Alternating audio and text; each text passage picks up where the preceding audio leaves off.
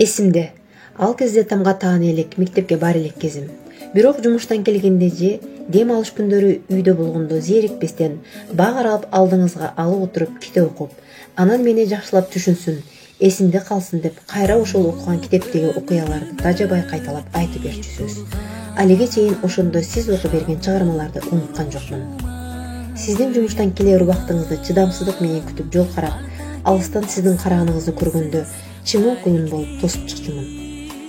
Азыр бүлө күтүп өз алдынча түтүн булатсам дагы деле ошол үйгө барып, ошондогудай китеп окуп беришиңизди каалап, ошондогудай чөнтөгүңүздү аңтарып, момпосу таап жегим келет. Анткени мен канча жашка чыкпайын, кандай шартта жашабайын, сиз менин атамсыз.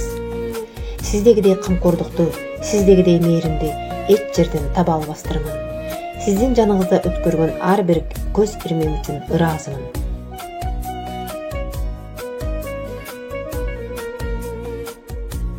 Бар болгула балам деген атакелер, балдар өсүп кызматыңар кайтып келер, аман болуп ден соолукта жүргүлөчү, перзент үчүн чоң тоосуңар ата силер.